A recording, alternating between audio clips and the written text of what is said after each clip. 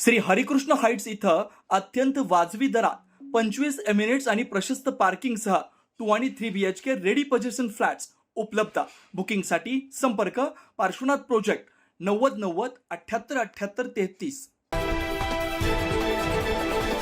पालकमंत्र्यांची फार मोठी चूक आहे मॅडम, माफी मागणार नाही, पण पालकमंत्र्यांची त्यांची चूक पत्रात घ्यावी. आता राहू दे, जसं आहे तसंच राहू दे. मला मीडियाशी घेणं नाही मॅडम, मला सस्पेंड केलं, मी वाळूचे गाड्या उपसील, मी माती काम करेन, पण बाबासाहेबांची ओळख पुसून येणार नाही, मला सस्पेंड करायचं करू शकता.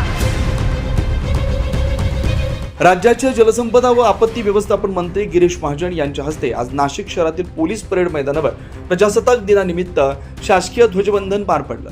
मात्र यावेळी मंत्र्यांच्या भाषणात भारतरत्न डॉक्टर बाबासाहेब आंबेडकर यांचा नामोल्लेख न झाल्यामुळे कार्यक्रमस्थळी मोठा गोंधळ उडाला.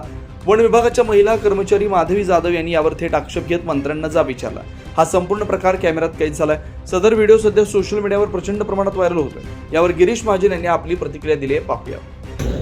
नवरा राहिला असेल पण तसा काही माझा कुठलाही हेतू नव्हता, कुठलाही माझा तसा हेतू नव्हता. आणि त्याच्यामध्ये फक्त मी घोषणा केली, भारत माता की जय, माता शिवाजी महाराज की जय.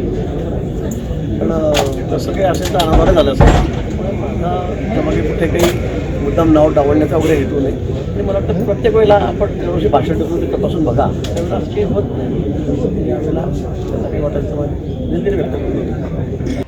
मात्र ज्यांनी देशाला संविधान दिलं त्या महामानवाचं नाव प्रजासत्ताक दिनाच्या भाषणात न घेतल्यामुळं नागरिकांमधून तीव्र प्रतिक्रिया उमटतात. या घटनेवरून नाशिक शहरासह राज्यभरात विविध चर्चांना उधाण आलंय. आता हा केवळ विसर होता की निष्काळजीपणा, यावर राजकीय वाद चिघळणार का हे पाहणं महत्त्वाचं ठरणार आहे. 9 न्यूज महाराष्ट्र ब्युरो, नाशिक.